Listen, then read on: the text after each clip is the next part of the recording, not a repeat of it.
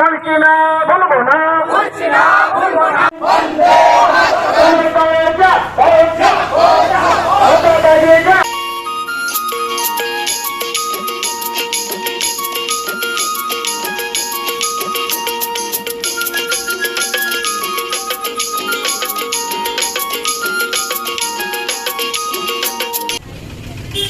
যে মিছিল, এই মিছিলের উদ্দেশ্য হচ্ছে আমাদের 21শে জুলাই ধর্মতলা চলে এবং আমাদের 4 জন তৃণমূল কংগ্রেস, তখন কংগ্রেসের কর্মী ছিলেন,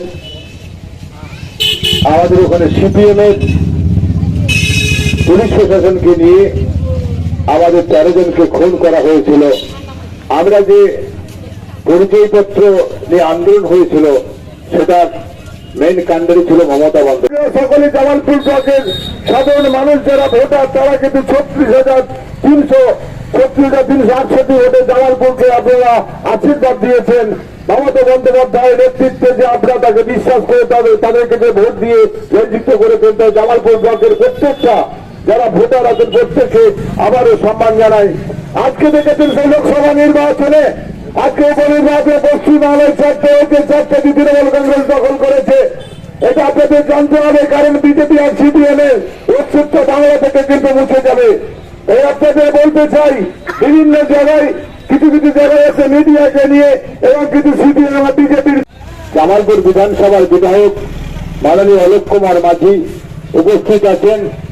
জামালপুর তৃণমূল কংগ্রেসের কার্যকরী সভাপতি এবং পঞ্চায়েত সমিতির সহসভাপতি ভূতনাথ মালিক উপস্থিত আছেন।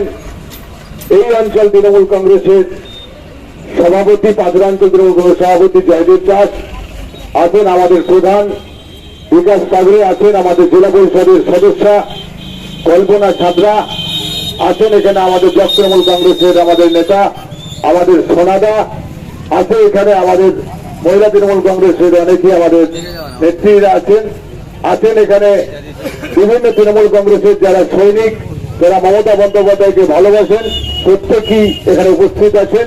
চাইছে আপনাদের সজাগ থাকতে হবে, আপনাদের সজাগ থাকতে হবে যে আমরা প্রত্যেকেই আমরা সংঘবদ্ধ হয়ে আমরা যারা মাননীয় মমতা বন্দ্যোপাধ্যায় আমাদের মানুষের সরকারের যে উন্নয়নটা আমরা এখনো যেগুলো বাকি আছে আমাদের দায়িত্ব, সেই দায়িত্ব আমাদের পালন করতে হবে। আমরা যেন সেই কাজগুলো আমরা করতে পারি।